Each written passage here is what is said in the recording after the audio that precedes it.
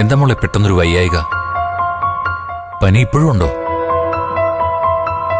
ഇല്ല അച്ഛാ, എനിക്ക് കുറവുണ്ട്. മോളിരിക്കെ.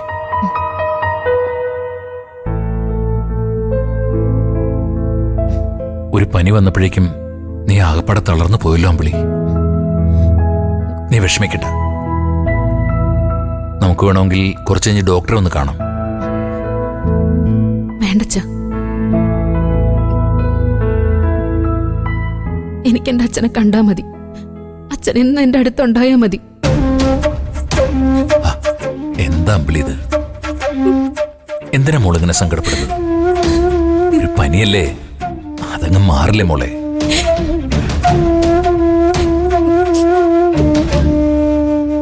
പനി മാറിയാലും എന്റെ മനസ്സിലെ പ്രശ്നങ്ങൾ മാറില്ല അച്ഛാ.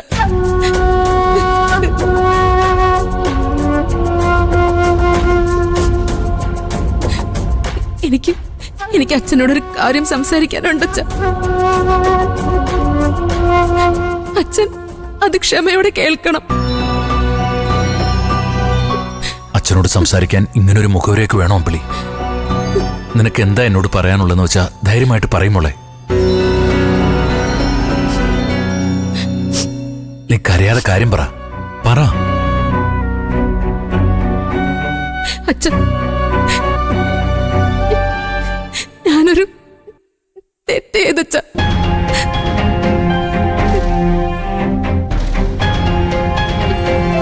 ഞാൻ അറിഞ്ഞുകൊണ്ട് ചെയ്തതല്ല. എന്റെ അവിവേകം കൊണ്ട് അതറിയാതെ സംഭവിച്ചു പോയതാ. അച്ഛൻ എന്നോട് പൊറുക്കണം.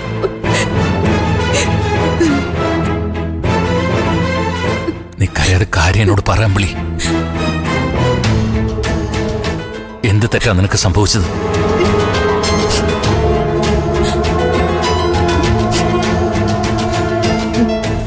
സ്വർണ്ണക്കടത്തുകാര് രഘുവേട്ടന്റെ വണ്ടിയിൽ ഒളിപ്പിച്ചു വെച്ച സ്വർണം, അത്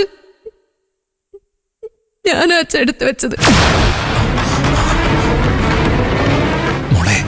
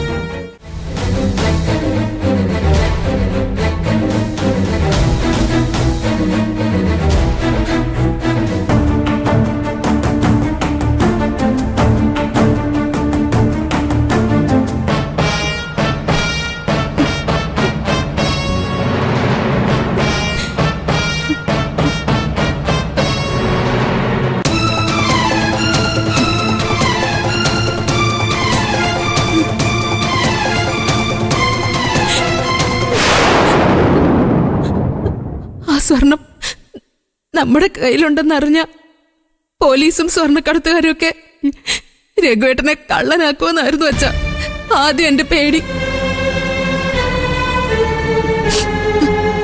അതുകൊണ്ട് സ്വർണം കിട്ടിയ കാര്യം സ്വസ്ഥമായിട്ട് അച്ഛനോടും രഘുവേട്ടനോടും പറയാന്ന് വെച്ചാ ഞാനത് അച്ഛന്റെ കട്ടിലിന്റെ അടിയിൽ സൂക്ഷിച്ചത്. പക്ഷെ അത്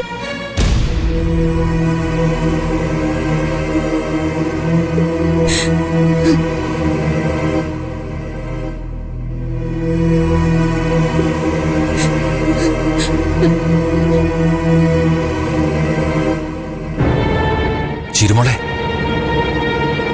ആ പെട്ടിയില്ലേ മോളെ നമ്മളൊന്ന് പുറത്തേക്കെടുത്ത് മാറ്റിയത്?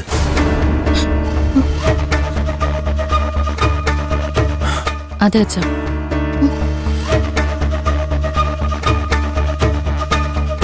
അതില് സ്വർണം ഉണ്ടായിരുന്നോ മോളെ? അപ്പോ ഉണ്ടായിരുന്നു അച്ഛാ.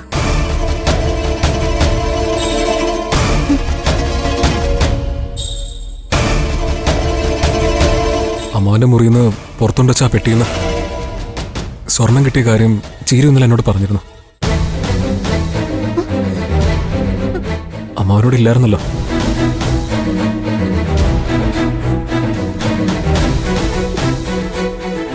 രഘുവേട്ടനായിരിക്കും അത് അച്ഛന്റെ മുറിയിൽ ഒളിപ്പിച്ചു വെച്ചതെന്നാ ഞാൻ കരുതിയത്. പക്ഷെ രഘുവേട്ടൻ അത് ചെയ്തിട്ടില്ലെന്ന് എന്നോട് ഉറപ്പിച്ച് പറഞ്ഞച്ചാ.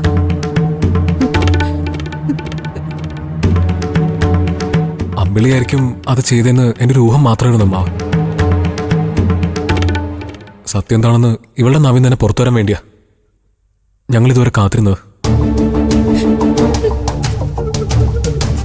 ആ സ്വർണം ഇപ്പൊ നിങ്ങളുടെ കയ്യിലുണ്ടോ? ഉണ്ടോന്ന്? ഉണ്ടോ? ഉണ്ടമ്മോ.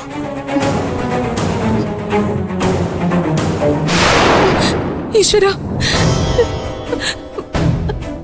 അത് കൈവിട്ട് പോയെന്നായിരുന്നു ഇതുവരെയുള്ള എന്റെ പേടി.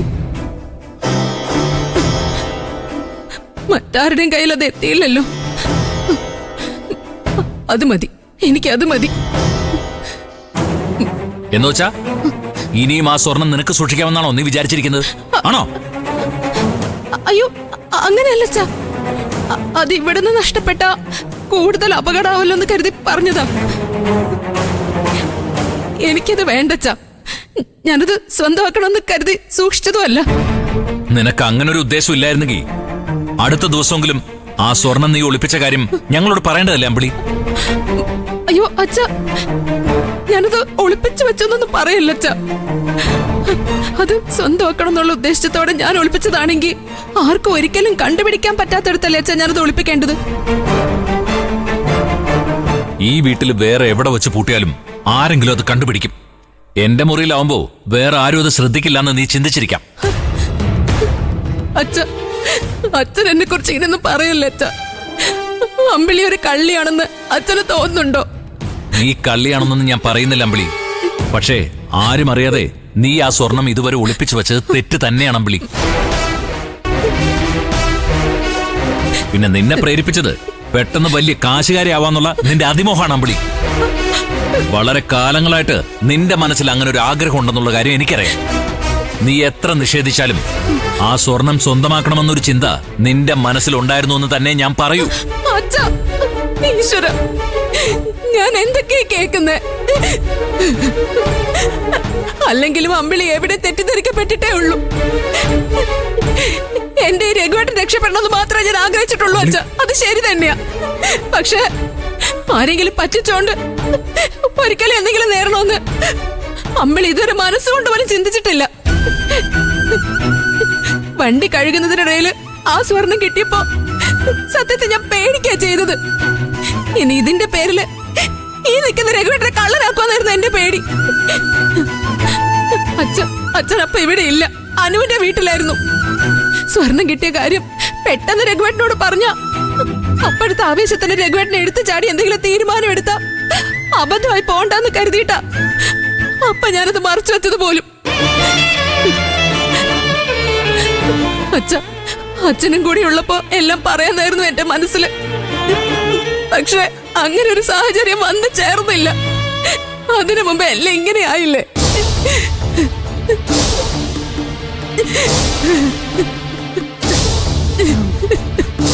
ചേച്ചി, ചേച്ചി കരയാതെ.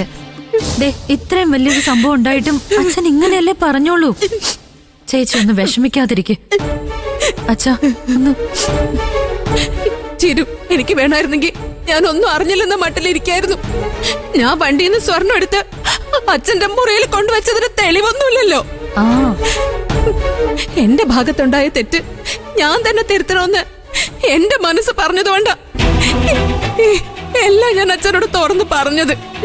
എല്ലാം. ചേച്ചി,